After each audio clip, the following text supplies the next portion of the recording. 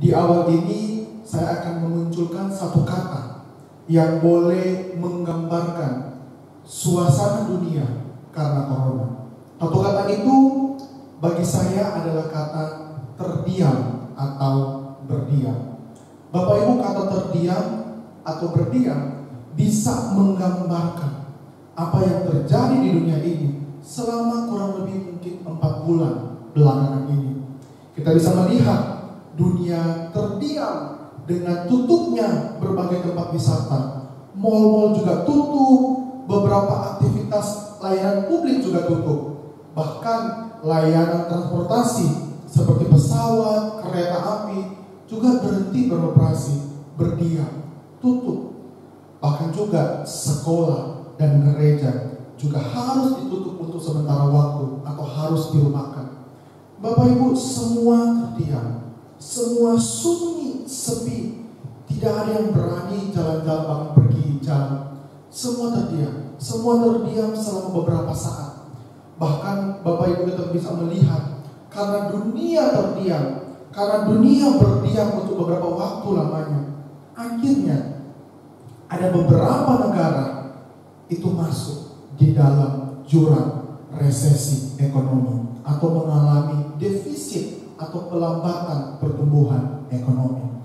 Dan Bapak Ibu, saya yakin juga kita pun secara pribadi ikut juga merasakan dampak karena virus corona. Misalkan Bapak Ibu, kita yang berdagang atau kita yang buka toko, kita pasti merasakan bahwa toko kita seperti terdiam atau hanya berdiam saja. Tidak ada aktivitas jual beli karena para pembeli pada berdiam diri di rumah, sehingga toko kita kekurangan pemasukan, sepi, terdiam, tidak ada aktivitas jual beli. Bapak Ibu, kita semua juga merasakan dampak ini. Tetapi Bapak Ibu, kalau kita mau melihat dari sisi yang berbeda atau dari dampak yang lain, sebenarnya kata terdiam ini atau kata berdiam ini tidak hanya mengandung makna negatif untuk hari ini, tetapi juga sebenarnya mengandung makna yang positif. Dan dampak positif dari terdiam atau berdiamnya kita itu juga tidak hanya kita sekarang punya banyak waktu atau bisa berada di rumah dan keluarga, tidak. Tetapi dampak positifnya jauh dari itu. Dan dampak positifnya yang satu ini adalah dampak yang betul-betul baik, yang mungkin saja tidak kita kerjakan di hari-hari biasanya. Karena di situasi saat itu kita mungkin sibuk, tetapi saat ini kita harus dipaksa untuk melakukan hal ini, yaitu apa? Kita harus berdiam diri di hadapan Tuhan atau solitude. Bapak Ibu, hari ini kita bukan hanya berdiam diri karena pekerjaan tutup dan lain sebagainya, tapi kita juga boleh diajak oleh Tuhan untuk berdiam diri di hadapan Tuhan atau solitude. Bapak Ibu, berbicara mengenai berdiam diri di hadapan Tuhan atau solitude adalah berbicara tentang salah satu dari disiplin rohani kita sebagai anak Tuhan. Dan saya yakin Bapak Ibu, disiplin rohani yang satu ini, saya yakin pasti kita susah untuk melakukannya, karena kita kadang-kala sulit untuk memberikan waktu kita untuk berdiam bersama dengan Tuhan. Apalagi kalau kita lagi sibuk dan lagi dikejar-kejar oleh tugas, kita pasti lupa untuk datang kepada Tuhan. Atau mungkin kita bisa berkata, aku tetap kok berdoa, aku tetap kok memuji Tuhan, aku tetap kok beribadah. Bapak Ibu, semua itu akan jadi percuma kalau kita melakukannya hanya sebatas ritual tanpa ada waktu berdiam diri kita dengan Dia. Untuk itu Bapak Ibu, saat ini mari kita akan melihat bahwa berdiam diri di hadapan Tuhan adalah hal yang penting dan adalah hal yang harus kita lakukan. Dan kita akan sama-sama belajar dari kitab Yoel. Nah, Bapak Ibu, berbicara mengenai Yoel, kita pasti tahu dia adalah seorang nabi. Dan Yoel bukan hanya seorang nabi, tetapi dia juga menyampaikan pesan nubuatan Allah bagi kerajaan Israel Selatan, atau yang disebut dengan kerajaan Yehuda. Bapak Ibu, di zamannya Yoel atau di zaman bangsa Yehuda pada saat itu, melalui Yoel dia menerima pesan dari Allah Allah mau mengajak bangsa Yehuda di saat itu, di awal itu, boleh melihat bahwa penderitaan yang mereka akan hadapi saat itu bukan penderitaan biasa, tetapi penderitaan yang lebih mengerikan dari penderitaan yang sebelumnya, yang dulu pernah dialami oleh nenek moyang bangsa Israel. Dan bahkan penderitaan yang mereka akan alami saat itu akan menjadi satu cerita bagi anak cucu mereka, karena saking dahsyatnya penderitaan atau hukuman di saat itu yang harus diterima oleh bangsa Yehuda di zamannya Yoel. Yoel tulis di Yoel 1 ayat 2 sampai 3. Saya bacakan ya. Yoel 1 ayat 2 sampai 3. Dengarlah ini hai para tua-tua, pasanglah telinga hai seluruh penduduk negeri. Pernahkah terjadi seperti ini di dalam zamanmu atau dalam zaman nenek moyangmu? Ceritakanlah tentang itu kepada anak-anakmu, dan biarlah anak-anakmu menceritakan kepada anak-anak mereka, dan anak-anak mereka kepada angkatan yang kemudian. Jadi di awal ini Tuhan mau melalui Yoel menegaskan dengan penting bahwa penderitaan yang akan mereka alami saat itu adalah penderitaan yang berbeda, dan mereka akan menceritakan karena begitu dahsyatnya penderitaan akibat dosa bangsa Yehuda di zaman Nabi Yoel. Dan Bapak Ibu, kita bisa melihatnya penderitaan yang bangsa Yehuda akan hadapi di saat itu. Kalau kita baca di keseluruhan pasal yang pertama, itu akan dimulai dari penyerangan dari sekumpulan belalang. Jadi ada belalang liar atau belalang pemakan yang akan memakan dan merusak seluruh pohon anggur dan pohon ara milik bangsa Yehuda, sehingga mereka tidak bisa menikmati hasil dari pohon anggur dan pohon ara karena telah dimakan oleh belalang pelahap. Dan akhirnya karena mereka tidak bisa menikmati hasilnya itu, mereka juga mengalami kerugian yang besar. Juga hukuman yang terjadi kepada bangsa Yehuda, mereka akan mengalami kemarau yang sangat panjang, yang akhirnya membuat air menjadi kering dan padang gurun menjadi terbakar, sehingga ternak-ternak bangsa Yehuda susah untuk mencari makan dan minum, dan akhirnya membuat ternak bangsa Yehuda itu harus mati.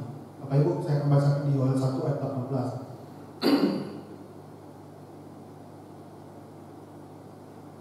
Betapa mengeluhnya hewan dan gempar kawanan-kawanan lembu, sebab tidak ada lagi padang rumput baginya, juga kawanan kambing domba terkecut.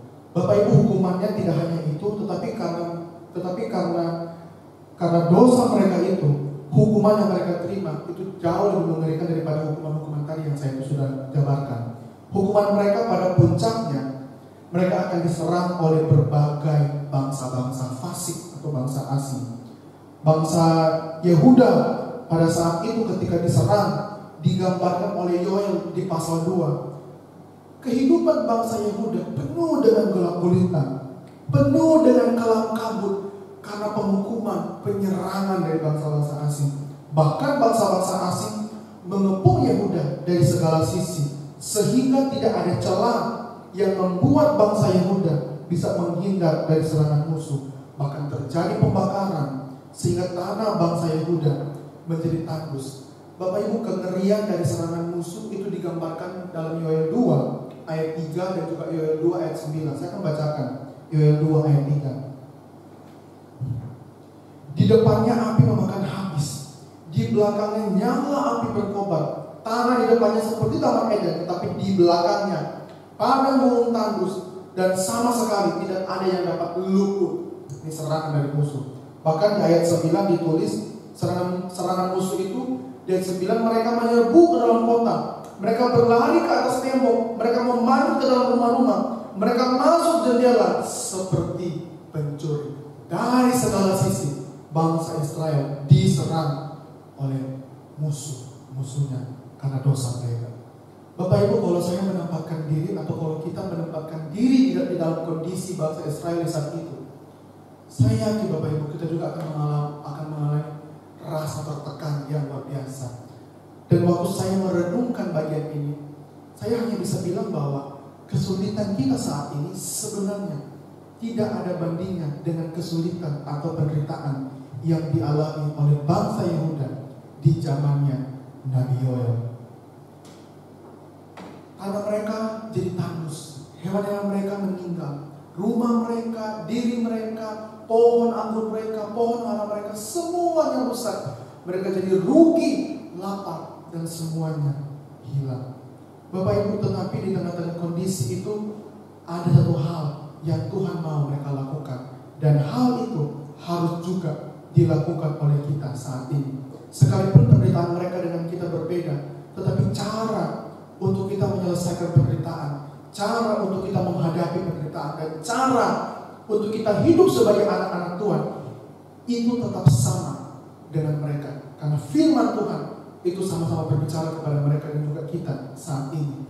Dan cara itu Yoel sampaikan kepada orang Yehuda tidak hanya satu kali, tetapi dia ulang-ulang. Karena Yoel mau bangsa Yehuda boleh betul-betul melihat pesan firman Tuhan dari Allah.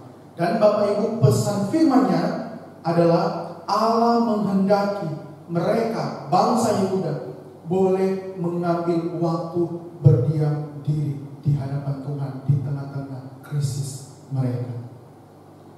Tuhan, Bapak Ibu, melalui Nabi Yoel menginginkan bangsa Yehuda boleh kembali lagi berbalik kepada Dia, dan tidak hanya terpaku kepada penderitaan saat itu. Dan berbaliknya mereka kepada Tuhan. Tuhan mau ditandai dengan kesadaran yang penting bahwa bangsa Israel harus mulai melatih diri untuk berdiam diri di hadapan Tuhan. Karena Tuhan tahu cara ini telah ditinggalkan oleh mereka karena mereka melupakan Tuhan dan sibuk untuk berbuat dosa. Dan Tuhan mau mengajak mereka kembali untuk boleh berdiam diri di hadapan Tuhan di dalam situasi mereka saat itu. Dan Tuhan juga mau melalui situasi yang genting saat itu mereka boleh sadar akan Tuhan. Dan sama juga Bapak Ibu, Tuhan juga mau saat ini di situasi genting saat ini karena corona, Tuhan juga mau kita boleh berbalik kepada Tuhan dengan kita boleh punya waktu untuk terdiam dan berdiam diri di hadapan Tuhan. Kita boleh menyediakan waktu dengannya. Dan Bapak Ibu, berdiam diri di hadapan Tuhan itu harus disertai atau tidak bisa dilepaskan dari kedua disiplin rohani yang lainnya yang ditulis Yoel di Yoel 1 ayat 14 dan Yoel 2 ayat 12, yaitu harus disertai dengan doa dan juga berpuasa yang kudus. Dan pada bagian itu juga Yoel mendorong bangsa Yehuda harus melakukannya dengan kesungguhan hati, bukan karena takut dihukum oleh Tuhan. Dan juga Yoel mendorong di dalam mereka berdiam diri, di dalam mereka berdoa, di dalam mereka berseru kepada Tuhan, di dalam mereka berpuasa, mereka juga harus berkabung atau menyesali akan setiap dosa-dosa yang mereka lakukan dan mau bertobat dengan sungguh-sungguh. Untuk itu Bapak Ibu, pertobatan yang Yoel tekankan tidak sekedar mereka membawa atau melakukan ritual di luar seperti membawa hewan kurban atau memuliakan pakaian. Tidak. Tuhan melalui Yoel menginginkan bangsa Yehuda boleh betul-betul bertobat, dan pertobatan itu boleh datang dari dalam diri mereka, yaitu dari dalam hati mereka yang sungguh-sungguh. Untuk itu Bapak Ibu, Yoel katakan di Yoel 1 ayat 15. Di Yoel 1 ayat 15 bilang begini.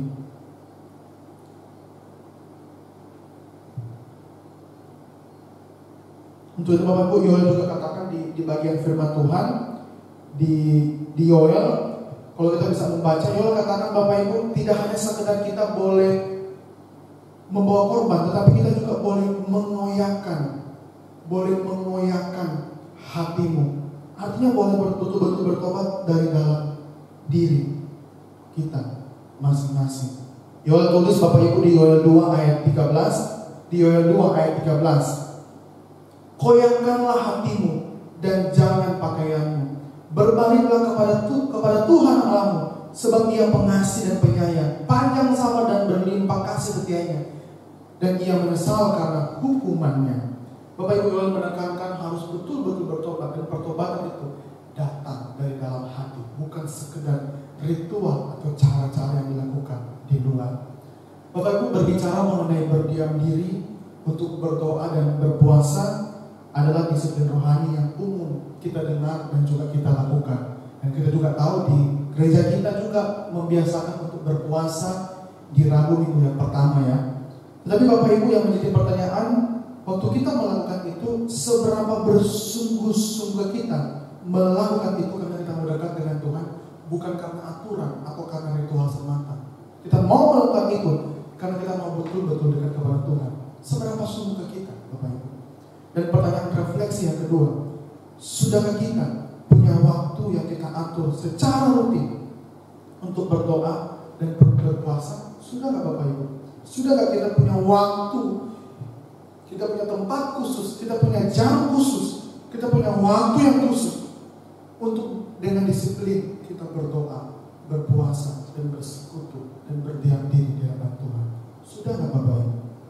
Bapak Ibu, kalau kita melihat kepada kondisi bangsa Yahuda di saat itu, berdiam diri di hadapan Tuhan menjadi langkah yang terbaik yang Yoel dan bangsa Yahuda lakukan di saat mereka harus hidup di dalam penderitaan. Dan dari cara itu membuat bangsa Yehuda boleh kembali lagi melihat pada Tuhan dan menjadi kekuatan bagi mereka, bahwa mereka tahu Tuhan pasti akan menolong dan mengakhiri segala penderitaan mereka. Dan memang benar, pada akhirnya Tuhan memakai Yoel untuk menyampaikan janji pemulihan, janji kepada mereka yang mau bertobat. Dan itu terjadi kepada bangsa Yehuda. Bapak Ibu, pemulihan terjadi karena bangsa Yehuda mau merespon kepada perintah Tuhan, mau merespon kepada ajakan Nabi untuk berdiam diri, untuk berdoa, untuk berpuasa, berkabung, bersedih, menyesal akan dosa-dosa mereka. Dan Bapak Ibu, mau gak kita juga ikut merasakan pemulihan Tuhan? Tidak sekedar pemulihan secara jasmani, tetapi juga pemulihan secara rohani. Mau gak kita mengalami pemulihan Tuhan yang demikian? Kalau kita mau dipulihkan oleh Tuhan, mari kita merespon kepada firman Tuhan hari ini. Kita harus punya waktu untuk berdiam diri, solitude dengan Tuhan. Kita menjalani kontemplasi, kita menjalani waktu kita untuk boleh betul-betul berdiam, merenung, melihat, bahkan berdoa, menyesali dosa kita.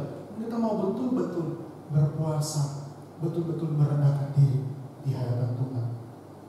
Bapak Ibu, kita perlu berdiam diri di hadapan Tuhan supaya kita boleh punya relasi dengan Tuhan. Tapi Bapak Ibu, bukan hanya itu. Waktu kita mau berdiam diri di hadapan Tuhan, kita akan ditolong untuk kita boleh peka terhadap kehendak-Nya. Kita berdiam diri di hadapan Tuhan tidak sekedar membuat kita bisa melihat Tuhan, atau tidak sekedar membuat kita punya relasi dengan Tuhan, tetapi waktu kita menyediakan waktu kita untuk berdiam diri di hadapan Tuhan, kita akan dilatih oleh Tuhan sendiri untuk kita boleh peka kepada suara dan juga kepada kehendak-Nya Tuhan. Dan Bapak Ibu, waktu kita peka kepada kehendak-Nya Tuhan, itu akan menolong kita untuk kita akhirnya bisa bertindak sesuai dengan maunya Tuhan. Dan juga akan menolong kita untuk kita boleh tahu panggilan Tuhan bagi kita secara pribadi. Bahkan Bapak Ibu, ketika kita punya waktu dengan Tuhan, bisa berrelasi dengan Tuhan, bisa berdiam diri dengan Tuhan, di situ juga menjadi momen untuk kita tahu langkah apa nih yang harus kita ambil di depan sana. Maka Bapak Ibu, ada banyak dampak yang jauh lebih positif dan jauh lebih benar kalau kita mau berdiam atau terdiam. Tidak usah panjang-panjang, kita mulai dengan beberapa menit saja untuk kita melatih diri solitude dengan Tuhan. Dan Bapak Ibu, bagian ini atau berdiam diri di hadapan Tuhan itu juga adalah hal yang sangat penting. Mengapa saya bisa katakan adalah hal yang sangat penting? Karena berdiam diri di hadapan Tuhan tidak hanya dilakukan oleh Yoel dan juga bangsa Yehuda, tetapi juga dilakukan oleh Tuhan Yesus di masa Perjanjian Baru. Tuhan pun menjalani disiplin rohani untuk berdiam diri di hadapan Bapaknya. Misalkan Bapak Ibu, Tuhan Yesus mengambil waktu untuk berdiam diri selama 40 hari 40 malam di dalam kuasa Dia. Bahkan Bapak Ibu, di Lukas 6, saya akan bacakan di Lukas 6 ayat 12, itu ditulis begini. Pada waktu itu pergilah Yesus ke bukit untuk berdoa, dan semalam-malaman Ia berdoa kepada Allah. Bapak Ibu, Tuhan Yesus menunjukkan bahwa waktu quality time, waktu berdiam solitude dengan Bapa, itu adalah hal yang penting. Dia pun berpuasa, dia pun berdoa, dia pun pakai waktu dia untuk bersekutu, untuk berdiam dengan Bapaknya. Masa kita enggak? Masa kita sebagai anak-anak Tuhan tidak melakukan hal ini? Bapak Ibu, mari kita melakukan ini karena Tuhan Yesus juga melakukan hal ini. Mari kita melakukan hal ini karena Tuhan juga menekankan betapa pentingnya juga hal ini. Dan dia sendiri juga mencontohkan waktu untuk berdiam diri di hadapan Bapaknya. Dia mengambil waktu, dia pergi sendirian di tempat yang sepi, yang sunyi. Dia menyediakan tempat yang khusus untuk dia berdiam. Bahkan Tuhan juga berdiam diri di Taman Getsemani sebelum dia akan menyerahkan dirinya untuk mati menebus hidup kita. Di situ Tuhan betul-betul berdiam diri. Dia bergumul bersama dengan Tuhan di tengah-tengah krisis hidupnya, akan mengalami penderitaan. Bagaimana dengan kita, Bapak Ibu? Kita harus juga melakukan disiplin rohani. Mari Bapak Ibu, kita menarik diri kita. Mari Bapak Ibu, kita memaksa diri kita untuk kita boleh menyediakan tempat dan juga waktu secara disiplin dan secara khusus untuk kita boleh berdiam diri dalam Tuhan.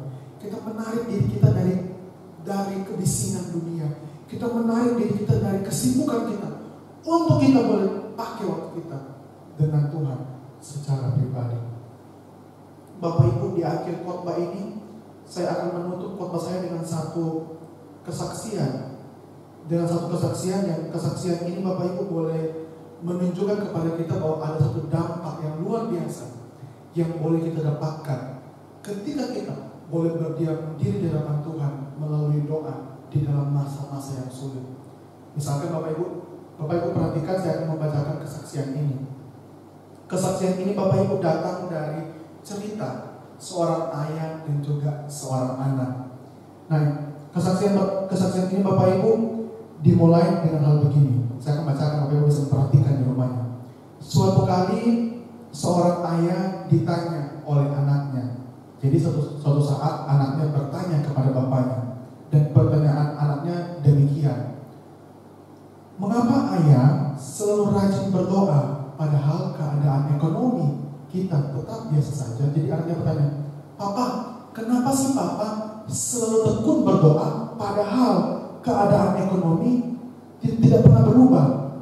Apa sih Pak yang Papa dapatkan ketika Papa berdiam diri dan berdoa secara teratur kepada Allah?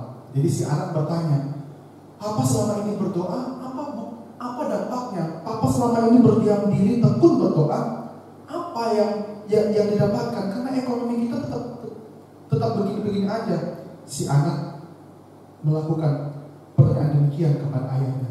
Dan sang ayah pun menjawab. Sang ayah menjawab demikian. Memang tidak ada yang ayah dapatkan, malah ayah banyak kehilangan. Tetapi ayah akan beritahu kepadamu, nak, apa-apa saja yang hilang itu. Jadi ayahnya memberitakan kepada anaknya, memang keadaan ekonomi tidak segera pulih karena dia berdoa. Memang kehidupan keluarga, penderitaan tidak menghilang ketika dia berdoa. Tetapi ayahnya menekankan, ada banyak hal yang hilang ketika ayahnya mau berdoa dan berdiam diri di hadapan Tuhan. Dan yang hilang itu adalah hal-hal yang luar biasa.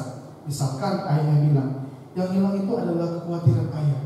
Yang hilang itu adalah kemarahan, depresi, kekecewaan, sakit hati, kerakusan, ketamakan, kebencian, dan juga kesombongan. Jadi nak, waktu ayah berdoa, memang masalah tidak segera hilang. Tapi waktu ayah mau betul-betul berdoa, mau betul-betul berdiam diri, yang hilang yang Tuhan ambil adalah kekhawatiran, ketakutan ayah di dalam mengalami penderitaan. Dan itu sebenarnya yang penting. Bapak Ibu, setiap kali setelah ayahnya berdoa, selalu ayahnya itu bilang kepada anaknya, dia menjadi tenang walaupun keadaan tidak kunjung membaik. Bapak Ibu, kadangkala jawaban atas doa kita tidak selalu tentang apa yang kita dapat, tetapi justru apa yang hilang dari kehidupan kita. Waktu bangsa Israel berdiam diri di hadapan Tuhan, memang penderitaan tidak langsung hilang, tetapi mereka boleh mengalami kehilangan yang besar, yaitu apa? Kehilangan dosa-dosa mereka, kehilangan kekhawatiran mereka. Bahkan Bapak Ibu, janganlah selalu mengukur kebaikan Allah dari apa yang kita dapat, Karena terkadang Allah bekerja lewat apa yang hilang dari kehidupan kita. Bapak Ibu, itu pun yang dikerjakan kepada Tuhan. Itu pun yang dikerjakan Tuhan kepada bangsa Yehuda. Memang yang mereka minta tidak langsung Tuhan jawab, tapi banyak hal yang Tuhan ambil, yang Tuhan hilangkan dari mereka, yaitu dosa-dosa mereka. Dan Bapak Ibu, saya berharap kesaksian ini, cerita ini, kehidupan bangsa Yehuda boleh menjadi satu teladan bagi kita bahwa kita harus betul-betul berdiam diri di hadapan Tuhan. Mungkin waktu kita berdiam diri di hadapan Tuhan, masalah tidak langsung hilang. Tetapi ada banyak hal yang hilang sebenarnya. Kekhawatiran kita karena kita mendapatkan kekuatan dari Tuhan. Ketakutan kita, atau mungkin ketika kita berdiam diri di hadapan Tuhan, akhirnya kita boleh melepaskan dosa-dosa kita. Maka mari Bapak Ibu, kita boleh berdiam diri di hadapan Tuhan.